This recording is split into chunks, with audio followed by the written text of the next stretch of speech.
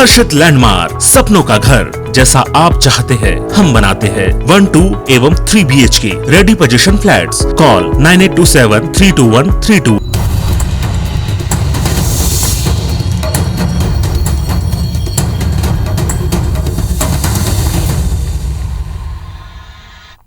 नमस्कार, आप देख रहे हैं IBC 24। मैं हूं आपके साथ राहुल सिन्हा। छत्तीसगढ़ के खबरों के इस बुलेटिन में आपका स्वागत है। खबरों को देखेंगे विस्तार से।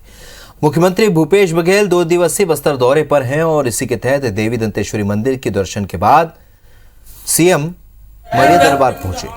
उनके साथ मंत्री कवासी लखमा, प्रदेश अध्यक्ष मोहन मरकाम और बस्तर के सांसद, स्थानीय विधायक भी उनके साथ मौजूद रहे।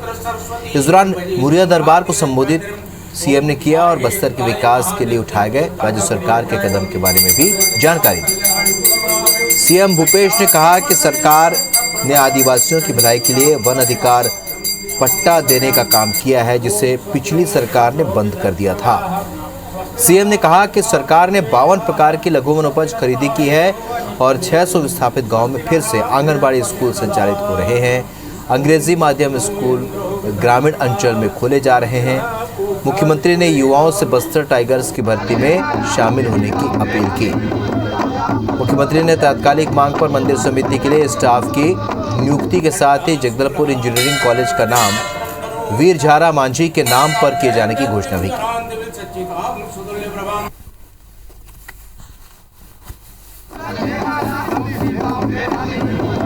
बस्तर को आज की सौगात मुख्यमंत्री भूपेश बघेल ने दी। मुरिया दरबार में वो पहुंचे, उनके साथ सांसद विधायक भी मौजूद रहे, तो वहीं कांग्रेस के प्रदेश अध्यक्ष मोहन मरकाम भी इस वक्त उनके साथ मौजूद रहे। प्रेम से बोलिए मां दंतेश्वरी माई की, मां दंतेश्वरी माई की, मां दंतेश्वरी। 2 तस्वीरें आज देख रहे सीएम के दौरे की आप। छत्तीसगढ़ी पर्व पर उन्होंने सभी को जय जोहार कहा, दंतेश्वरी मां को प्रणाम कहा। बस्तर में इतना बड़ा त्योहार होता है, सफल संचालन के लिए सबको बधाई। तो मुरिया दरबार में आज जो सीएम भूपेश बघेल पहुंचे, उन्होंने कहा कि विदेश से भी लोग बस्तर का दशहरा देखने के लिए आते हैं।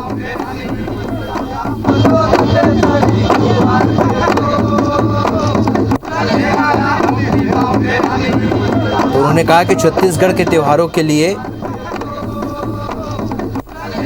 छुट्टियां भी सरकार ने दी।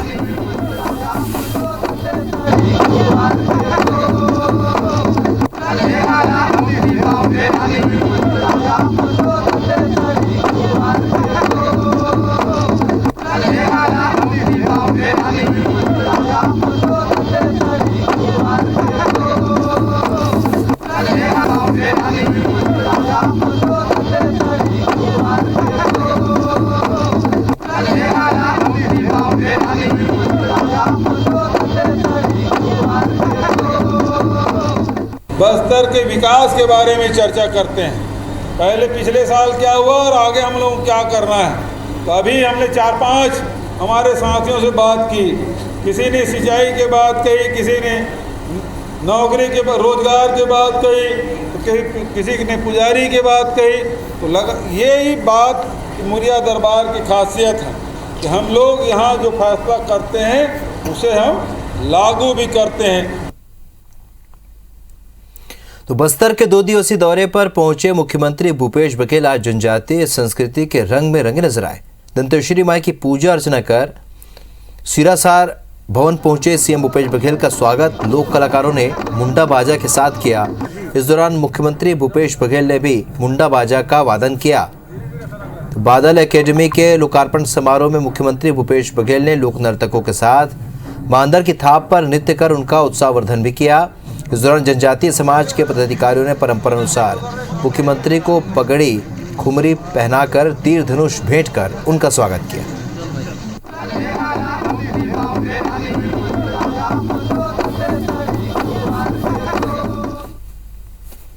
बस्तर दौरे पर पहुंचे सीएम भूपेश बघेल ने बस्तर में जनजातीय संस्कृति, कला और साहित्य के संरक्षण के उद्देश्य से आसना में बादल एकेडमी का लोकार्पण किया और 5 करोड़ 71 लाख रुपए की लागत से नई अकादमी की शुरुआत की।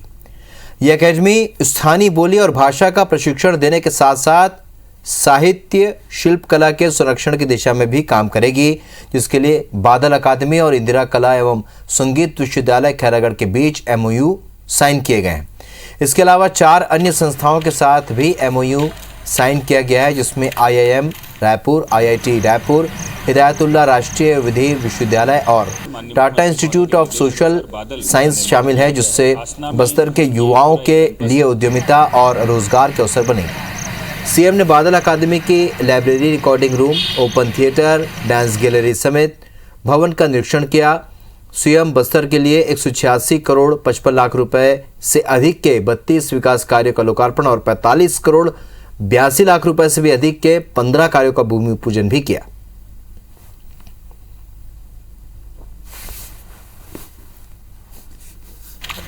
अंबिकापुर मेडिकल कॉलेज अस्पताल में 3 दिन के भीतर हुए 7 बच्चों की मौत के बाद आज स्वास्थ्य मंत्री TS सिंहदेव और प्रभारी मंत्री शिव डहरिया ने मेडिकल कॉलेज अस्पताल का निरीक्षण किया।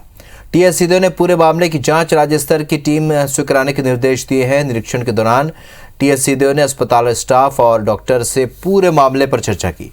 इस दौरान मेडिकल कॉलेज के डीन, MS, CMHO, CS के साथ SNCU के प्रभारी मौजूद रहे। TS सिंहदेव ने कहा कि एक दिन में 5 बच्चों की मौत चिंता का विषय है। इधर SNCU में 7 बच्चों की मौत के मामले में अस्पताल प्रबंधन का कहना है कि किसी भी तरह की लापरवाही नहीं बरती गई है। आदमी मान के चलता है कि यहाँ अगर हम आ रहे हैं तो कोई मरने के लिए ऐसा काम नहीं करेगा कि किसी की मृत्यु हो जाए। फिर भी कहीं अगर ऐसी लापरवाही हुई है तो जांच भी होगी और कार्रवाई भी। और मैं ये बात क्लियरली बताना चाहूँगी कि जो 5 डेथ जो बोल रहे हैं उसमें से 4 हमारे पास रेफरल आए हुए थे। उसमें से 3 तो ऐसे हैं कि 1 दिन का स्टे है उनका, मतलब 24 से 48 घंटे के बीच में रहे हैं हमारे। तो आपको बता दें कि TS सिंहदेव जांच के लिए पहुंचे और इस दौरान उन्होंने जायजा लिया। अंबिकापुर मेडिकल कॉलेज अस्पताल में 3 दिन के भीतर 7 बच्चों की मौत हुई है। इसे लेकर आज स्वास्थ्य मंत्री TS सिंहदेव और प्रभारी मंत्री शिव डहरिया ने मेडिकल कॉलेज अस्पताल का निरीक्षण किया। आपको बता दें कि दिल्ली प्रवास पर थे TS सिंहदेव और उसके बाद वो सीधे अंबिकापुर पहुंचे। यहाँ पर उन्होंने राज्य स्तर पर टीम गठित कर जांच के निर्देश दिए। निरीक्षण के दौरान TS सिंहदेव ने अस्पताल स्टाफ और डॉक्टर से इस पूरे मामले पर चर्चा की। इस दौरान मेडिकल कॉलेज के डीन, MS, CMHO, CS के साथ SNCU के प्रभारी भी मौजूद रहे। तो TS सिंहदेव ने कहा कि एक दिन में 5 बच्चों की मौत चिंता का विषय है। इधर SNCU में 7 बच्चों की मौत के मामले में अस्पताल प्रबंधन का कहना है कि किसी भी तरह की लापरवाही नहीं बरती गई है।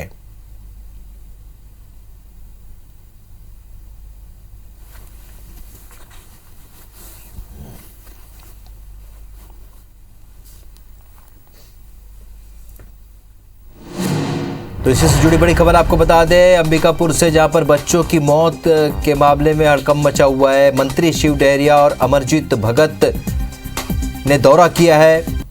आपको बता दें कि स्वास्थ्य मंत्री ने भी अपने तीखे तेवर दिखाए हैं। दोनों मंत्री मेडिकल कॉलेज अस्पताल पहुंचे।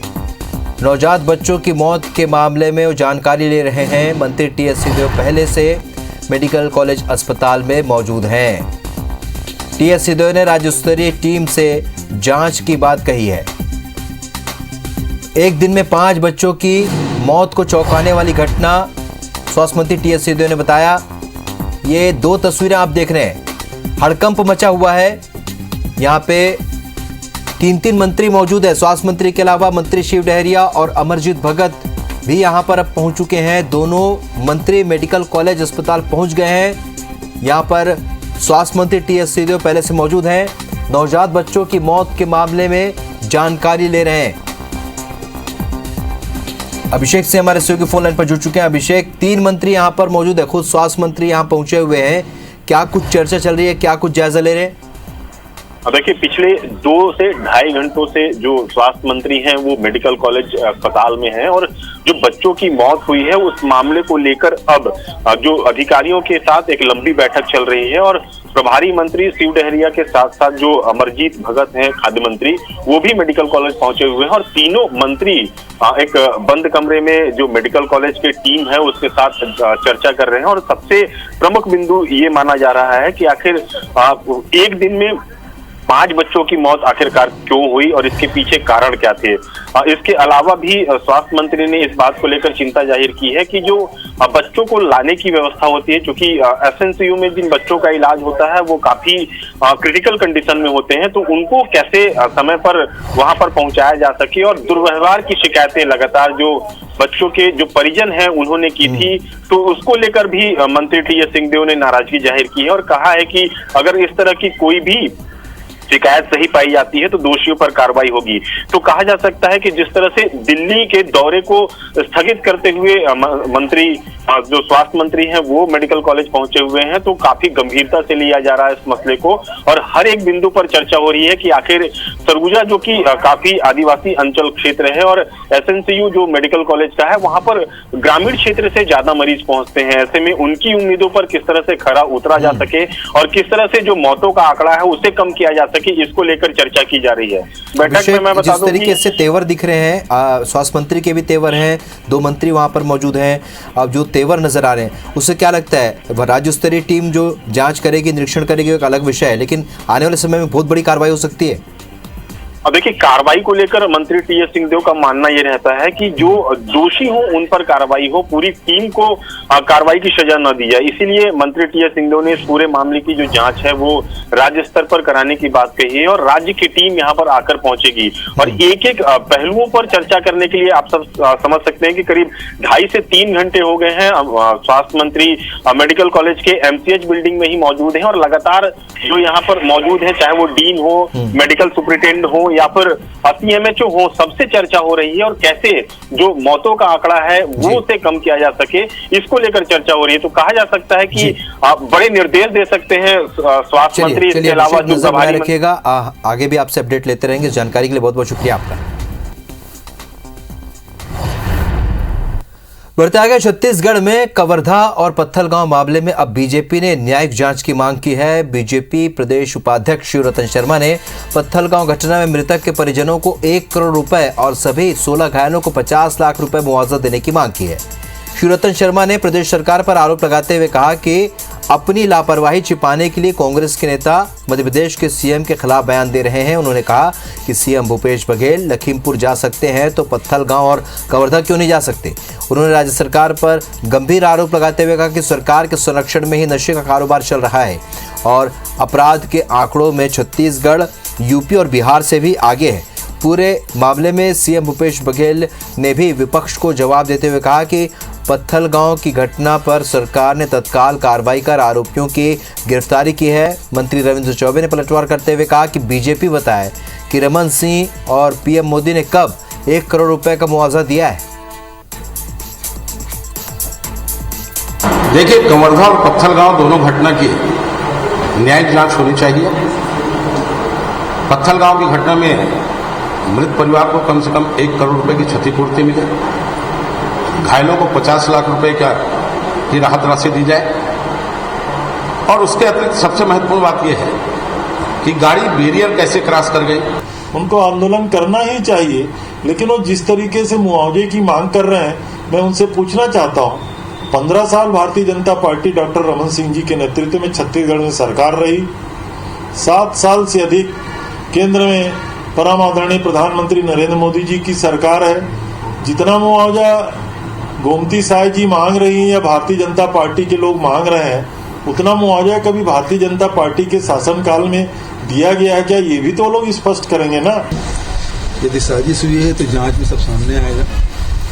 दोनों घटना में आप देखेंगे कि वहाँ आरोपियों को बचाने की कोशिश हो रही थी, यहाँ तत्काल पकड़ लिया गया और जो दोषी अधिकारी उनके खिलाफ कार्रवाई कर दी गई। तो पत्थलगांव की घटना में मृतक के परिजनों को 1 करोड़ और घायलों को 50-50 लाख मुआवजा देने और मामले की न्यायिक जांच कराने की मांग को लेकर बीजेपी और भाजयुमो के कार्यकर्ताओं ने आज सरकार के खिलाफ पूरे प्रदेश में विरोध प्रदर्शन किया। रायपुर में इस विरोध प्रदर्शन के दौरान पुलिस और बीजेपी कार्यकर्ताओं के बीच हल्की झड़प हुई। जिसके लिए रायपुर के बूढ़ा तालाब इलाके के पास पुलिस बल तैनात किया गया था। इसी तरह का विरोध प्रदर्शन राजनांदगांव और भाटापारा में भी हुआ। भाजपा के प्रदेश अध्यक्ष अमित साहू ने कहा कि पत्थलगांव की घटना को लेकर जब तक उनकी मांग पूरी नहीं होती, पूरे प्रदेश में सरकार के खिलाफ इस तरह का विरोध प्रदर्शन होता रहेगा। और इन मांगों को लेकर बीजेपी महिला मोर्चा कल रायपुर समेत पूरे प्रदेश में सरकार के खिलाफ कैंडल मार्च निकालेगी। अगर छत्तीसगढ़ की प्रत्येक जनता की जिम्मेदारी मुख्यमंत्री जी आपकी है, तो हम भारतीय जनता पार्टी के कार्यकर्ताओं का निवेदन है कि मृतकों को 1 लाख रुपए दिया जाए और घायलों को तत्काल रूप से 50 लाख रुपए दिया जाए। मुख्यमंत्री भूपेश बघेल ने ओडिशा राज्य से गांजा तस्करी को रोकने के लिए ओडिशा और छत्तीसगढ़ के पुलिस अधिकारियों की उच्च स्तरीय संयुक्त बैठक करने का निर्देश दिया है। उन्होंने गांजा तस्करी को रोकने के लिए ठोस कार्य योजना बनाने और सीमावर्ती चेकपोस्ट पर सीसीटीवी कैमरे की व्यवस्था के साथ ही 24 घंटे निगरानी के लिए पुलिस बल तैनात करने को कहा है। मुख्यमंत्री ने राज्य के पुलिस महानिदेशक और विशेष पुलिस महानिदेशक नक्सल ऑपरेशन को इस संबंध में तत्काल आवश्यक कार्रवाई के निर्देश दिए हैं। मुख्यमंत्री ने जिन जिलों की सीमा ओडिशा से लगती है वहां के कलेक्टर और पुलिस अधीक्षक को स्थायी अधोसंरचना और चेक पोस्ट बनाने को कहा है। इन स्थानों में सीसीटीवी कैमरे की व्यवस्था के साथ ही 24 घंटे पुलिस बल तैनात रहेंगे और निगरानी भी करेंगे। छत्तीसगढ़ और ओडिशा के पुलिस अधिकारियों की उच्च स्तरीय बैठक में छत्तीसगढ़ के पुलिस महानिदेशक और पुलिस महानिरीक्षक इंटेलिजेंस के साथ साथ सीमावर्ती जिले के पुलिस अधीक्षक और ओडिशा पुलिस के उच्च अधिकारी शामिल होंगे। छत्तीसगढ़ सरकार ने चाय और कॉफी की खेती को बढ़ावा देने के लिए कृषि मंत्री की अध्यक्षता में छत्तीसगढ़ टी कॉफी बोर्ड का गठन किए जाने का निर्णय लिया है, जिसमें उद्योग मंत्री छत्तीसगढ़ टी कॉफी बोर्ड के उपाध्यक्ष होंगे। मुख्यमंत्री भूपेश बघेल ने कहा कि स्थानीय कृषकों को अधिकतम लाभ सुनिश्चित करने के लिए और राज्य में चाय कॉफी की खेती को बढ़ावा देने के लिए छत्तीसगढ़ टी कॉफी बोर्ड का गठन किया जा रहा है। सीएम ने कहा कि आगामी 3 साल में कम से कम 10-10 हजार एकड़ में चाय और कॉफी की खेती करने का लक्ष्य रखा गया है। चाय और कॉफी की खेती करने वाले किसानों को राजीव गांधी किसान न्याय योजना और कृषि विभाग की अन्य सुविधाएं दी जाएंगी। आपको बता दें कि राज्य के उत्तरी भाग विशेषकर जशपुर जिले में चाय और दक्षिणी भाग विशेषकर बस्तर जिले में कॉफी की खेती और उनके प्रसंस्करण की व्यापक संभावना है।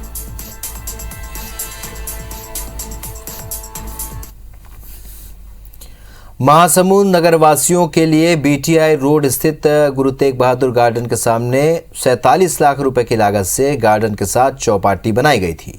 चौपाटी निर्माण का उद्देश्य था कि एक स्थान पर रहवासियों को गार्डन के साथ साथ खाने पीने का सामान मिल सके, लेकिन आज तक चौपाटी शुरू नहीं हो पाई। दरअसल नगर पालिका ने नए चौपाटी को अस्थायी गौठान बना दिया है। अस्थायी गौठान बनने से चौपाटी के अंदर की सारी चेकर टाइल्स टूट रही हैं, साथ ही गायों के रहने से सारे दिन गोबर फैला रहता है। मामले में जब सीएमओ से बात की गई तो उन्होंने कहा कि शहर के अंदर लगातार आवारा मवेशी बढ़ते जा रहे थे, इसलिए चौपाटी को ही अस्थायी गौठान बना दिया गया। देखिए, अस्थायी गौशाला बनाने से वहाँ पर जो 50 लाख की लागत से जो निर्मित हुआ शासकीय राशि, ये राशि जो आम जनता की राशि है, जिसको उपयोग करके बेरोजगारों को रोजगार देने के लिए, आम नागरिकों को सुविधा के लिए चौपाटी बनाया गया है, वो पूरी तरीके से बर्बाद हो जाएगा, नष्ट हो जाएगा। वो वैकल्पिक व्यवस्था के तहत ये बात आई कि लगातार एक्सीडेंट हो रहे हैं और रोड के अंदर गाय बहुत ज्यादा है। ऐसी स्थिति में बैठक में ये निर्णय कलेक्टर महोदय कर दिया गया कि यहाँ पे एक अस्थायी कहीं भी व्यवस्था करे ताकि आपका गौठान बनते तक रोड में एक भी जानवर नहीं दिखाए, ताकि दुर्घटना होके कोई अप्रिय स्थिति नहीं है। रायपुर में चाकूबाजी की वारदात थमने का नाम नहीं ले रही है। दुर्गा प्रतिमा विसर्जन के दौरान एक युवक को अज्ञात बदमाश ने चाकू मार दिया। घायल युवक को गंभीर हालत में निजी अस्पताल में भर्ती कराया गया है। घटना के विरोध में दुर्गा समिति के सदस्यों ने टिकरापारा थाने का घेराव कर दिया और जल्द से जल्द बदमाशों को गिरफ्तार करने की मांग की। वहीं दूसरी तरफ कोटा सरस्वती नगर इलाके में हुई चाकूबाजी की घटना के 2 आरोपियों को गिरफ्तार कर पुलिस ने जुलूस निकाला। आरोपियों ने बीती रात 3 लोगों को चाकू मारा था। बता दें कि शहर में बदमाशों ने बीते 3 दिनों के भीतर 4 थाना क्षेत्रों में 9 चाकूबाजी की वारदात को अंजाम दिया, जिसमें 5 युवक घायल हुए हैं और 1 की मौत हुई।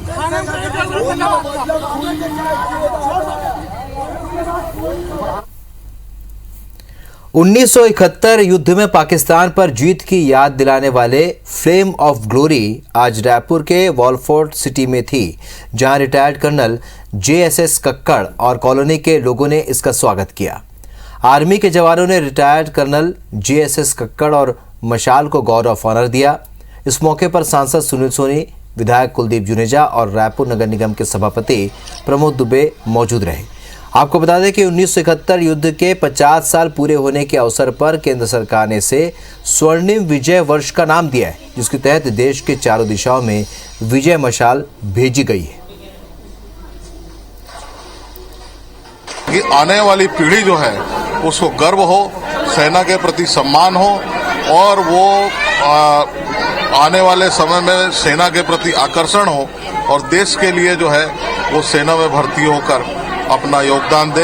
ऐसी प्रेरणा इस मशाल के माध्यम से मिल रही है। बड़ी खुशी हुई जब शहीदों को या लड़ने वालों को इज्जत मिलती है तो हौसला और बढ़ता है। छत्तीसगढ़ की खबरों में फिलहाल इतने, लेकिन ताज़ा अपडेट के लिए आप बने रहिए IBC 24 के साथ। नमस्कार।